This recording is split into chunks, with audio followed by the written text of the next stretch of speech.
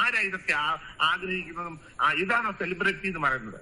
ഇതാണോ പൊതുസമൂഹം പിന്നെ കാണാൻ ആഗ്രഹിക്കുന്നത്? ഈ കേരളത്തിൽ എത്രയോ പേരെടുത്ത സിനിമാ നടിമാരുണ്ട്, നാടക നടിമാരുണ്ട്. അവരൊക്കെ എങ്ങനെ ജീവിക്കുന്നു? അവരവരുടെ ലൈഫ് എന്താ? അവര് സമൂഹത്തില് ഇതെന്തുവാ ഇത്?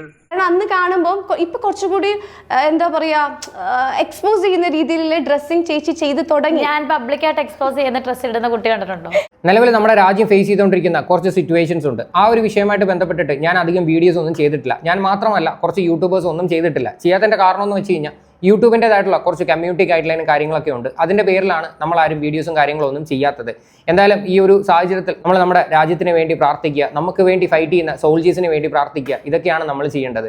ഞാൻ ഈ ഒരു കാര്യം ഈ വീഡിയോയുടെ തുടക്കം തന്നെ എന്തുകൊണ്ടാണ് സംസാരിച്ചതെന്ന് വെച്ച് കഴിഞ്ഞാൽ, ഞാൻ ഇപ്പം ഈ ഒരു ടോപ്പിക്കിനെ പറ്റി സംസാരിക്കുമ്പോൾ, അതായത് ഈ രേണു സുധി എന്ന് പറയുന്ന ഒരു ടോപ്പിക്കിനെ പറ്റി സംസാരിക്കുമ്പോൾ എനിക്ക് വരുന്ന ആദ്യ കമന്റ് ആയിരിക്കും, നമ്മുടെ രാജ്യത്ത് ഇതിലും വലിയ പ്രശ്നങ്ങൾ നടക്കുന്നുണ്ട്, നിനക്കൊന്നും നാണമില്ലേ ഈ ഒരു വിഷയം എടുത്തു വെച്ച് ചെയ്യാൻ? അങ്ങനെയുള്ള രീതിയിലുള്ള കമന്റ്സ് ആയിരിക്കും വരുന്നത്. അപ്പോൾ അതിനുള്ള ഒരു മറുപടി എന്നുള്ള രീതിയിലാണ് ഞാൻ ഈ ഒരു കാര്യം ആദ്യം പറഞ്ഞത്. എന്തായാലും രേണു സുധി എന്ന് പറയുന്ന ഒരു വ്യക്തി തന്നെയാണ് ഇന്നത്തെ ടോപ്പിക്ക്. എന്തുകൊണ്ട് രേണു സുധിയുടെ വീഡിയോസ് നമ്മളിങ്ങനെ കണ്ടിന്യൂസ്ലി ഒക്കെ ചെയ്യുന്നതെന്ന് ചോദിച്ചു കഴിഞ്ഞാൽ, രേണു സുധി എന്ന് പറഞ്ഞു കഴിഞ്ഞാൽ അത്യാവശ്യം നല്ല വ്യൂവർഷിപ്പ് ഉണ്ട്. എല്ലാ ചാനലും നിങ്ങൾ എടുത്ത് വെച്ച് നോക്കിക്കഴിഞ്ഞാൽ നിങ്ങൾക്ക് അത് മനസ്സിലാക്കാൻ പറ്റും. രേണു സുധിയെ പറ്റിയിട്ട് വീഡിയോ ചെയ്ത് കഴിഞ്ഞാൽ അത്യാവശ്യം എല്ലാവർക്കും വ്യൂവർഷിപ്പ് കിട്ടും. അതിൻ്റെ പേരിൽ മാത്രമാണ്. സോ ഇപ്പോഴും അത് തന്നെയാണ്. ഇന്ന് രാവിലെ തൊട്ട് ഒരു വോയിസ് സർക്കുലേറ്റ് ചെയ്ത് കിടന്ന് കറങ്ങുന്നുണ്ട്. ഒരു ഫാദറിന്റെ വോയിസ് ആണ്. അതായത് രേണു സുധിക്കൊക്കെ വീട് വെക്കാനായിട്ട് വസ്തു കൊടുത്ത ഒരു ഫാദറിന്റെ വോയിസ് ആണ് അതുൽ വ്ലോഗ്സ് എന്ന് പറയുന്ന ചാനലിൽ അതുൽ പുറത്തു വിട്ടിരിക്കുന്നത്. അപ്പം എന്താണ് ഫാദറിന് പറയാനുള്ളത് നമുക്കൊന്ന് കേട്ടു നോക്കാം. നിങ്ങൾ ആദ്യമായിട്ടാണ് ചാനൽ കാണുന്നതെങ്കിൽ തീർച്ചയായിട്ടും സബ്സ്ക്രൈബ് ചെയ്യുക. ഞാൻ എല്ലാം ഫോളോ ചെയ്യുന്ന ആളാണ്, കാണുകയും ഒക്കെ ചെയ്യുന്ന ആളാണ്. എനിക്ക് ഇവരുടെ ഈ വസ്തു ഞാൻ കൊടുത്തിട്ട് ഒരുപാട് മനപ്രയാസമാണ്. ഇപ്പൊ സോഷ്യൽ മീഡിയയിൽ പലരും എന്നെ വളരെയധികം പയ്യം ചോദ്യം ചോദിക്കുന്ന കേട്ടു. ഫാദറിന്റെ വസ്തു വിൽക്കാതെ കിടക്കുകയായിരുന്നു, നിങ്ങളെ മുഖ്യധാരയിൽ നിർത്തിക്കൊണ്ട് അദ്ദേഹം ബിസിനസ് ചെയ്തു, അങ്ങനെ ഇത്രയാദി കാര്യങ്ങൾ എനിക്ക് പൊതുസമൂഹത്തോടൊന്ന് പറയാൻ താല്പര്യപ്പെടുകയാണ്. അതായത് ഈ കൊല്ലം സുധി എന്ന് പറയുന്ന ഒരു കലാകാരനെ ഞാൻ ജീവിതത്തിൽ നേരിട്ട് കണ്ടിട്ടില്ല. അദ്ദേഹത്തിന്റെ പ്രോഗ്രാം ഞാൻ എവിടെയും സ്റ്റേജ് ഷോസോ ഒന്നും ഞാൻ നേരിട്ട് കണ്ടിട്ടുള്ള ഒരാളല്ല. മറിച്ച് അദ്ദേഹത്തിന്റെ കലയെപ്പറ്റി അദ്ദേഹം മരിച്ചു കഴിഞ്ഞിട്ടാണ് എന്നോട് പലരും പറയുകയും അങ്ങനെ ഞാൻ യൂട്യൂബുകൾ കാണുകയും ഒക്കെ ചെയ്ത അദ്ദേഹത്തിനെ പറ്റി എൻക്വയറി ചെയ്തപ്പോ എനിക്ക് കുറെ സോഷ്യൽ മീഡിയ പ്രവർത്തകരായിട്ടുള്ള മാധ്യമ സുഹൃത്തുക്കള് എനിക്ക് ധാരാളമായിട്ടുണ്ട്. അവരാണ് ഇദ്ദേഹത്തെ പറ്റി എന്നോട് പറഞ്ഞു, ഇദ്ദേഹം ഒരു കലാകാരനായിരുന്നു, എന്നാൽ സാമ്പത്തികമായിട്ട് വളരെ ബുദ്ധിമുട്ട് അനുഭവിക്കുകയും സ്വന്തമായിട്ടൊരു വീടില്ലാത്ത, ഒരു സെന്റ് വസ്തുവില്ലാത്ത ഒരു മനുഷ്യനാണ്. അദ്ദേഹത്തിന്റെ കുഞ്ഞുങ്ങള് ഈ മരണത്തോടുകൂടി അനാഥമായി പോകുന്ന ഒരു അനുഭവം ഉണ്ട് എന്ന് പറഞ്ഞപ്പോൾ എന്റെ കുടുംബസ്വത്തിൽ നിന്നാണ് ഏറ്റവും മനോഹരമായിട്ടുള്ള, ഏറ്റവും വിലപിടിപ്പുള്ളതായിട്ടുള്ള ഒരു സെന്റിന് ഇന്നത്തെ വില അനുസരിച്ച് 4 ലക്ഷം രൂപ വില മതിക്കുന്ന 7 സെന്റ് സ്ഥലം 2 കുഞ്ഞുങ്ങളുടെ പേരിലായിട്ട് ഞാൻ എഴുതി നൽകുവാനിടയായത്. ഫാദർ പറഞ്ഞ കാര്യങ്ങൾ നിങ്ങൾ കേട്ടല്ലോ. അപ്പം പുള്ളിക്കാരൻ എന്താണ് പറയാൻ ഉദ്ദേശിക്കുന്നതെന്ന് വെച്ച് കഴിഞ്ഞാൽ, 2-3 ദിവസത്തിന് മുന്നേ രേണു സുധിയുടെ ഒരു വീഡിയോ പുറത്തു വന്നിട്ടുണ്ടായിരുന്നു ഈ പെർഫ്യൂമിന്റെ വിഷയമായിട്ട് ബന്ധപ്പെട്ട്. അപ്പോൾ ആ ഒരു വീഡിയോയുടെ കൂടെ തന്നെ ഈ ഒരു വസ്തുവിനെ പറ്റിയിട്ട് കുറച്ച് കാര്യങ്ങൾ ആ ഒരു വീഡിയോ എടുക്കുന്ന ആള് രേണു സുധിയുടെ ചോദിക്കുന്നുണ്ട്. എന്താണെന്ന് നമുക്ക് അതൊന്ന് കേട്ടു നോക്കാം. ഇങ്ങനെ ഒരു എന്താ ലൈംലൈറ്റ് നിൽക്കുന്ന ഒരാൾക്ക് ഇങ്ങനെ ഒരു സ്ഥലം തന്നതുകൊണ്ടാണ് പുള്ളിയുടെ മറ്റു സ്ഥലങ്ങൾ വിറ്റുപോയി എന്നൊരു പ്രചാരണമുണ്ട്. അങ്ങനെയുണ്ടോ? അല്ല, അത് മാർക്കറ്റ് ചെയ്തുകൊണ്ട് പുള്ളി സെയിൽ ചെയ്യുന്നു എന്നാണ് പറയുന്നത്.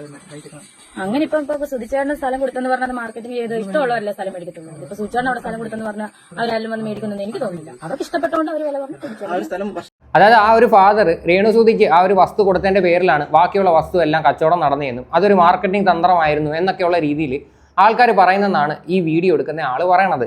ശരിക്കും പറഞ്ഞു കഴിഞ്ഞാൽ അങ്ങനെയൊക്കെ ആരെങ്കിലും ചർച്ച ചെയ്യുന്നുണ്ടോ എന്ന് പോലും എനിക്കറിയത്തില്ല. ഇത് ആ ഫാദർ കേൾക്കുമ്പോഴത്തേക്ക് സ്വാഭാവികമായിട്ടും ആർക്കായാലും വിഷമവും സങ്കടവും ദേഷ്യവും എല്ലാം വരും. ഒരു കാരണവശാലും ഇത്തരത്തിലൊക്കെയുള്ള വിഡ്ഢിത്തരങ്ങൾ ചെന്ന് ചോദിക്കാതിരിക്കുക. അത് മാത്രമല്ല, അവർ മനസ്സറിഞ്ഞ് കൊടുത്തൊരു കാര്യമാണ്, അല്ലേ? അവർ വെറുതെ ദാനമായിട്ട് കൊടുത്തൊരു കാര്യമാണ്. ആ കാര്യത്തിൻ്റെയൊക്കെ വീണ്ടും ചെന്നൊരു കുത്തിത്തിരിപ്പ് ഉണ്ടാക്കുന്നതെന്ന് പറഞ്ഞു കഴിഞ്ഞാൽ അത് അത്ര ശരിയല്ല. പലപ്പോഴും പല മീഡിയാസുകാർ ഈ രേണു സുധി എന്ന് പറയുന്ന ഒരു വ്യക്തിയെ വെച്ച് നല്ല രീതിയിൽ മുതലെടുക്കുന്നുണ്ട്. പ്രത്യേകിച്ച് കുറച്ച് ആൽബം ഷൂട്ടിങ്ങിൻ്റെ പരിപാടി ആയി കഴിഞ്ഞാലും, പിന്നെ ഈ പറയുന്ന ഫോട്ടോഷൂട്ടിൻ്റെ ആയാലും, പിന്നെ ഇതുപോലത്തെ ഉള്ള കുറെ പൊട്ടത്തരങ്ങളായിട്ടുള്ള ചോദ്യങ്ങളും ചോദിച്ച് ഈ പുള്ളിക്കാരത്തെ നല്ല രീതിയിൽ കുഴപ്പത്തിലാക്കുന്നുണ്ട്. അതായത് അബദ്ധവശാൽ രേണുവിൻ്റെ വായിൽ നിന്ന് എന്തെങ്കിലും വീണ് കിട്ടാൻ വേണ്ടിയിട്ട് കാത്തിരിക്കുകയാണ് നമ്മുടെ നാട്ടിലുള്ള എല്ലാവരും. മനസ്സിലായില്ലേ? എന്തെങ്കിലുമൊക്കെ വിഡ്ഢിത്തരങ്ങൾ വിളിച്ച് പറഞ്ഞു കഴിഞ്ഞാൽ അതൊരു വലിയ പ്രശ്നമായിട്ട് മാറത്തേ ഉള്ളൂ. സോ ഇത്തരത്തിലൊക്കെ ഉള്ള ഒരു ചോദ്യങ്ങൾ ഇനി കഴിവതും നിങ്ങൾ ചോദിക്കാതിരിക്കുക. അവർക്ക് നിലവിൽ വീട് വെച്ച് കൊടുത്തു, അവർ നല്ല രീതിയിൽ സന്തോഷമായിട്ട് ജീവിക്കുന്നു. പിന്നെയും എന്തിനാണ് ആ വസ്തുവിന്റെയും വീടിന്റെയും കാര്യങ്ങൾ ഇങ്ങനെ പറഞ്ഞുകൊണ്ടിരിക്കുന്നത്? കാര്യം കൊടുത്തവർക്കും വീട് വെച്ച് കൊടുത്തവർക്കും ഒന്നും യാതൊരു പ്രശ്നവുമില്ല. ഇത് കണ്ടുകൊണ്ടിരിക്കുന്ന ആൾക്കാർക്കാണ് ഏറ്റവും വലിയ പ്രശ്നം എന്ന് വെച്ച് കഴിഞ്ഞാൽ. എന്തായാലും ഫാദർ പറയുന്ന വാക്കിയും കൂടെ കേട്ടു നോക്കാം. കാരണക്കാരായിട്ടുള്ളതെന്ന് പറഞ്ഞു കഴിഞ്ഞാൽ ബഹുമാനപ്പെട്ട ആർ ശ്രീകണ്ഠൻ നായർ എന്ന് പറയുന്ന ഒരു മാധ്യമ പ്രവർത്തകനും അതേപോലെ തന്നെ എൻ്റെ ഒരു അടുത്ത സുഹൃത്ത് രാഹുൽ ഇരുമ്പുകുഴി എന്ന് പറയുന്ന ഒരു മാധ്യമ സുഹൃത്തും കൂടെയാണ് എന്നോട് റിക്വസ്റ്റ് ചെയ്ത് ആർ ശ്രീകണ്ഠൻ നായർ എന്ന് പറയുന്ന ഒരു കേരളം ലോകം അറിയുന്ന മലയാളികൾ അറിയുന്ന ഒരു വലിയ മാധ്യമ പ്രവർത്തകൻ എന്നോട് പറഞ്ഞു, ഏറ്റവും നല്ല ഒരു പ്ലോട്ട് ഈ കുഞ്ഞുങ്ങൾക്കായിട്ട് നൽകുകയാണെങ്കിൽ അത് വളരെ നല്ലതായിരിക്കുമെന്ന് റിക്വസ്റ്റ് ചെയ്തതിന്റെ ആ റിക്വസ്റ്റിനെ റെസ്പെക്ട് ചെയ്തിട്ടാണ് ഞാൻ ഒരു 7 സെന്റ് സ്ഥലം ഈ 2 മക്കൾക്ക് നൽകിയത്. ഏതോ ഒരു സോഷ്യൽ മീഡിയയിലെ ഒരു വ്യക്തി ചോദ്യം ചെയ്യുകയുണ്ടായി, നിങ്ങളെ മെയിൻ ലൈനിൽ നിൽക്കുന്ന അല്ലെങ്കിൽ ലൈം ലൈനിൽ നിൽക്കുന്ന നിങ്ങളെ മുൻനിർത്തിക്കൊണ്ട് ആ പുരോഹിതൻ ഈ വസ്തുക്കൾ വിറ്റു, അദ്ദേഹം നിങ്ങളെ വെച്ച് കച്ചവടം നടത്തി കാശുണ്ടാക്കി എന്നൊക്കെ. എത്ര അർത്ഥശൂന്യമായ സംസാരമാണ് ആ സോഷ്യൽ മീഡിയ പ്രവർത്തകൻ ഈ സ്ത്രീയോട് ചോദ്യം ചോദിക്കുന്നു. പക്ഷെ അവരതിന് തക്കതായ ഉത്തരം കൊടുക്കുന്നുണ്ട്. എനിക്ക് അങ്ങനെ തോന്നുന്നില്ല. വസ്തു വാങ്ങാൻ ഒരാൾ വന്നു കഴിഞ്ഞാൽ പണം ഉണ്ടെങ്കിൽ വസ്തു ഇഷ്ടപ്പെട്ടു കഴിഞ്ഞാൽ അത് വാങ്ങുക എന്നുള്ളതല്ലാതെ ഈ കുടുംബത്തിന്റെ പേര് പറഞ്ഞ് എന്നോട് ആരും വസ്തു വാങ്ങാൻ ഇവിടെ വരാറില്ല. അപ്പൊ ഇത്യാദി പല കാര്യങ്ങള് എന്നെ മനോവേദനപ്പെടുത്തിക്കൊണ്ട് ഇത് കൊടുത്തതിന് ശേഷം എനിക്ക് യാതൊരു അഡ്വാൻറ്റേജും ഉണ്ടായിട്ടില്ല. എനിക്ക് ഡിസഡ്വാൻറ്റേജ് അല്ലാതെ ഒരു അഡ്വാൻറ്റേജും ഇല്ല. ഈ കോള് റെക്കോർഡ് ചെയ്യണം. കാരണം ഞാൻ കൊടുത്തുവെന്നോർത്ത് എന്റെ റിലേറ്റീവ്സ് പോലും എന്റെ കുടുംബം പോലും എന്നോട് എതിർത്തിരിക്കുകയാണ്. എന്തിനു കൊടുത്തു എന്ന് എന്നോട് ചോദിച്ചിട്ടാകുമ്പോൾ ഞാൻ എന്റെ പേഴ്സണൽ എനിക്ക് അവകാശപ്പെട്ട എന്റെ പേരിൽ സർവ്വ സ്വാതന്ത്ര്യമായി ഞാൻ ഉപയോഗിക്കുന്ന ഈ കുടുംബസ്വത്ത് ഞാൻ കൊടുത്തതെന്ന് വെച്ചാൽ 2 അനാഥ ബാല്യങ്ങളെ ഓർത്ത് ചെയ്തതാണ്.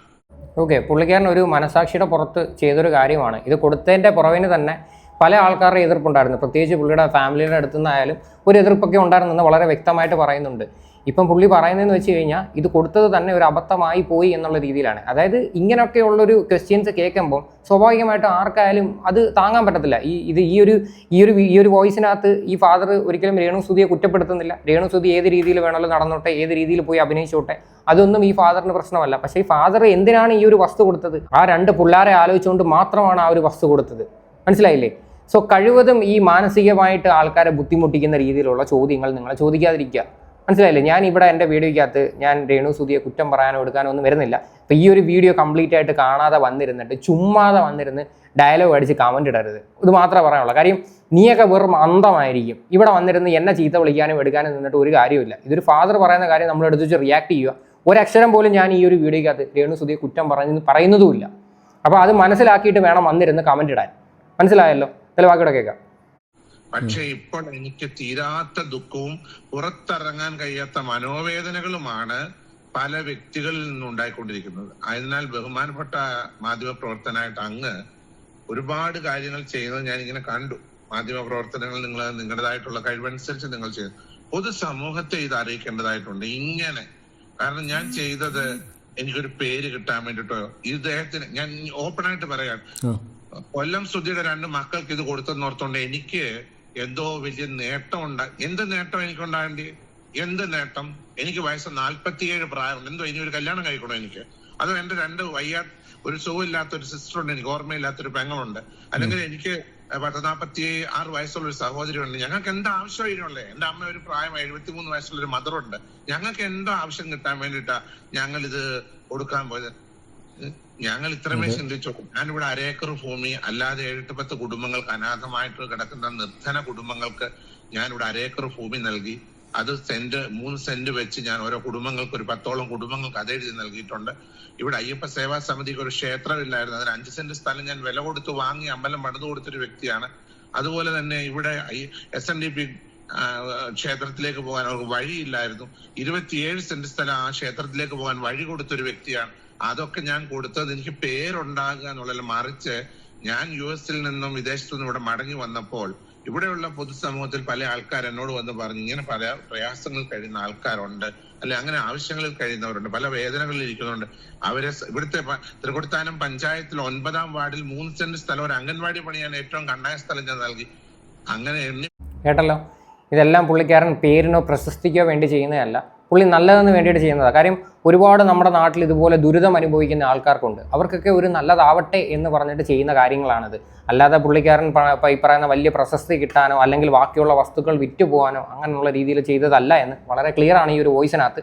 ഇതിനപ്പുറം വേറെ ഒന്നും കേൾക്കണ്ട. പക്ഷേ ഇതിനകത്ത് എടുത്ത് പറയുന്നുണ്ട് അത് കൊടുത്തത് ഒരു അബദ്ധമായി പോയി, അത് വേണ്ടായിരുന്നു എന്ന് ഇപ്പം ചിന്തിക്കുന്നു എന്നുള്ള രീതിയിൽ വരെ സാഹചര്യങ്ങൾ പോയിട്ടുണ്ട് എന്ന് വളരെ വ്യക്തമായിട്ട് പറയുന്നുണ്ട്. ഓക്കെ, ഇതോടെ കൂടിയിട്ട് രേണുസുതി ഒരു കാര്യം മനസ്സിലാക്കുക. നിങ്ങളുടെ ആരെങ്കിലും ഇങ്ങനെയൊക്കെയുള്ള ഒരു ചോദ്യങ്ങൾ ചോദിച്ച് വരുവാണെങ്കിൽ നിങ്ങൾ നല്ല രീതിയിൽ തിരിച്ച് മറുപടി പറയുക. അല്ലാതെ ഒരു കാരണവശാലും ഇങ്ങനൊരു ചോദ്യം ചോദിച്ച് വരുന്നവന്മാരെ എൻ്റർടൈൻ ചെയ്യാനോ അതിന് മറുപടി കൊടുക്കാനോ നിൽക്കരുത്. ഇത്രേ എനിക്ക് പറയാനുള്ളൂ. എന്നാലും രേണുസുതി എന്ന് പറയുന്ന ഒരു വ്യക്തിക്ക് ഈ അടുത്ത് എനിക്ക് തോന്നുന്നു ഇതുപോലെ നെഗറ്റീവ് കിട്ടിയ വേറൊരാളില്ല. പക്ഷേ ഇത്രയും നെഗറ്റീവ് കിട്ടിയിട്ടും അവർ പിടിച്ചു നിൽക്കുക എന്ന് പറയുന്നത് വലിയൊരു കാര്യമാണ്. നിങ്ങളൊന്ന് ആലോചിച്ച് നോക്കുക, ഒരു സ്ത്രീക്ക് കിട്ടാവുന്നതിൻ്റെ ഏറ്റവും എക്സ്ട്രീം നെഗറ്റീവാണ് കിട്ടിയത്. ഇനിയിപ്പം അവർക്ക് കിട്ടാനായിട്ട് വേറെ ഇനി ഒന്നുമില്ല. പക്ഷെ അത് കേട്ടിട്ടും അവർ ഭയങ്കര സ്ട്രോങ് ആയിട്ടിരിക്കുന്നതെന്ന് പറഞ്ഞാൽ വലിയൊരു കാര്യമാണ്. ഞാൻ പലപ്പോഴും എൻ്റെ വീഡിയോയ്ക്കകത്ത് പറഞ്ഞിട്ടുണ്ട് ഇവർ നെഗറ്റീവിലൂടെ പബ്ലിസിറ്റി ഉണ്ടാക്കാനായിട്ട് ശ്രമിക്കുന്നു എന്ന്.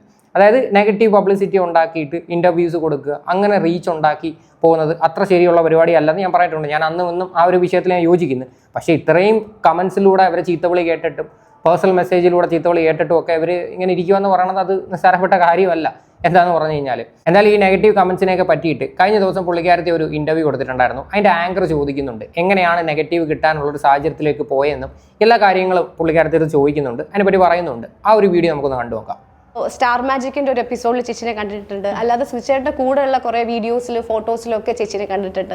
പക്ഷെ അതിലുള്ള ഒരു രേണു ചേച്ചിനെയല്ല ആഫ്റ്റർ സുജിച്ചേട്ടന്റെ മരണത്തിന് ശേഷം നമ്മൾ കാണുന്നത്. ഡ്രസ്സിംഗ് എന്ന് പറയുന്നത് തീർത്തും ഒരാളുടെ വ്യക്തിപരമായ സ്വാതന്ത്ര്യം മാത്രമാണ്. അതിപ്പോ കാരണം അന്ന് കാണുമ്പോൾ ഇപ്പൊ കുറച്ചുകൂടി എന്താ പറയാ എക്സ്പോസ് ചെയ്യുന്ന രീതിയിലുള്ള ഡ്രസ്സിംഗ് ചേച്ചി ചെയ്ത് തുടങ്ങി. ഞാൻ പബ്ലിക്കായിട്ട് എക്സ്പോസ് ചെയ്യുന്ന ഡ്രസ്സ് ഇടുന്ന കുട്ടി കണ്ടിട്ടുണ്ടോ? ഈ ഒരു ചോദ്യം നിങ്ങൾ കേട്ടില്ലേ?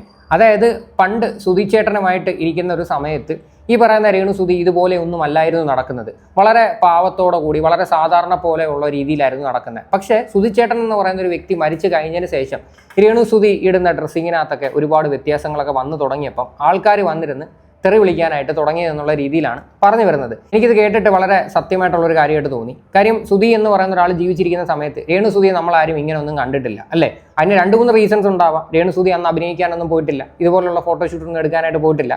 ഈ പറയുന്ന കുറച്ച് പരിപാടികൾക്ക് മാത്രമാണ് ഈ സുധിയുടെ കൂടെ നമ്മൾ രേണുസുതിയെ കണ്ടിട്ടുള്ളത്. മേ ബി അതിൻ്റെയൊക്കെ റീസൺ ആവാം. പക്ഷേ ഒരാൾ മരിച്ചു കഴിഞ്ഞിട്ട് പെട്ടെന്ന് ഇങ്ങനൊരു രീതിയിൽ വരുമ്പോഴത്തേക്ക് പൊതുവേ നമ്മുടെ സമൂഹം അത്ര പെട്ടെന്ന് അങ്ങോട്ട് അക്സെപ്റ്റ് ചെയ്യത്തില്ല. അതിന് എന്തായാലും തീർച്ചയായിട്ടും നെഗറ്റീവ് എന്ന് പറയുന്നൊരു കാര്യം അതിനകത്ത് വരും. പിന്നെ വേറൊരു കാര്യമുണ്ട്, എന്ത് ചെയ്താലും കുറ്റം മാത്രം കണ്ടുപിടിക്കുന്ന കുറച്ച് നാറികളുണ്ട്. അവന്മാരെ ഒന്നും നമുക്ക് തിരുത്താൻ പറ്റത്തില്ല. കാര്യം നിങ്ങളൊന്ന് ചിന്തിച്ച് നോക്കിയാൽ ഈവൻ നമ്മുടെ ഇപ്പോൾ രാജ്യത്ത് നടക്കുന്ന ഈ ഒരു പ്രശ്നത്തിന് അതിന് എഗെയിൻസ്റ്റ് ആയിട്ട് നിൽക്കുന്ന കുറച്ച് ആൾക്കാരുണ്ട്. അതായത് പരമനാറികൾ, ഒരു ബോധവുമില്ലാത്ത. അതുപോലെ തന്നെ ഈ രേണുസുതിയുടെ കേസ് വന്നു കഴിഞ്ഞാൽ അവരെന്ത് നല്ലത് ചെയ്ത് കഴിഞ്ഞാലും അവരെ വന്ന് തെറി വിളിക്കുന്നത് അത്ര ശരിയുള്ളൊരു പരിപാടിയല്ല. എന്തായാലും ഇത്രയൊക്കെയുള്ള കാര്യങ്ങൾ. എന്തായാലും ഇതിനെക്കുറിച്ചിട്ടുള്ള നിങ്ങളുടെയൊക്കെ അഭിപ്രായങ്ങൾ എന്താണെന്ന് വെച്ചാൽ നിങ്ങൾ തീർച്ചയായിട്ടും കമൻറ്റ് ചെയ്യുക.